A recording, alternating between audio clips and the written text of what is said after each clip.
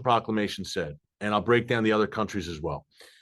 President Donald Trump expanded his administration's travel ban to several more countries on Tuesday, including barring Palestinians from entering the United States.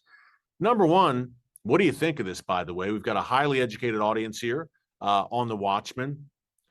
Yay, nay, what do you think? Good move by President Trump to ban Palestinians entering the United States, considering the long, long history of Palestinian terror in Gaza and in the West Bank, Judea, and Samaria.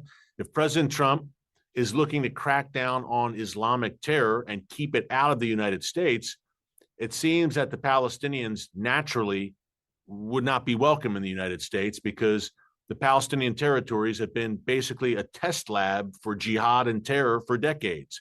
And that's just a fact. Gaza in particular, which is run by a vicious jihadist organization, Hamas, which wants to see the destruction of the United States. So yeah, probably not a good idea to let those folks into your country. The presidential proclamation said the new restrictions are being, just reading this straight off my phone, are being put in place to protect the U.S. from, quote, national security and public safety threats. Exactly. Here is what the proclamation said about blocking Palestinians.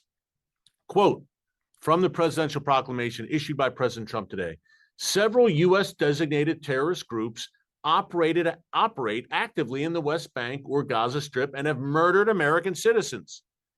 Also, the recent war in these areas likely resulted in compromised vetting and screening abilities. In light of these factors and considering the weak or non-existent control exercised over these areas by the Palestinian Authority, or PA, individuals attempting to travel on PA-issued or endorsed travel documents cannot currently be properly vetted and approved for entry into the United States. Amen. It's absolutely correct. This is common sense, folks.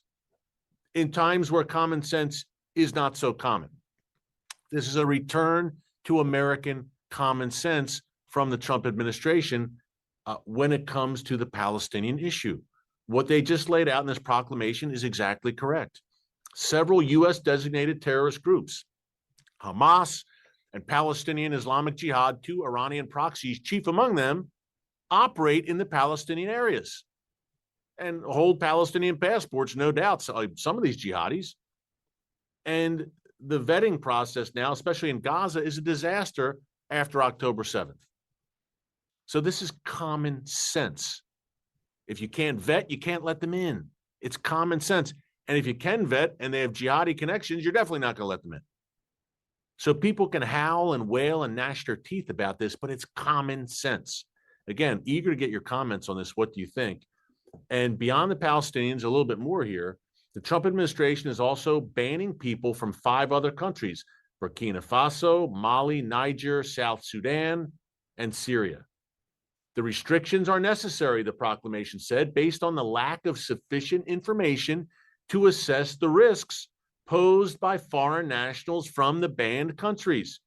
Trump's proclamation added that a strong terrorist presence, as well as criminal and extremist activity, leading to an overall lack of stability in the banned countries, make it difficult to vet those people who come to the United States. No more countries on the list, plus the Palestinians, who are not a country, although the leaders of Australia, more on them in a minute, France, Britain, and Canada, they unilaterally recognized a Palestinian state back in September, although it doesn't exist.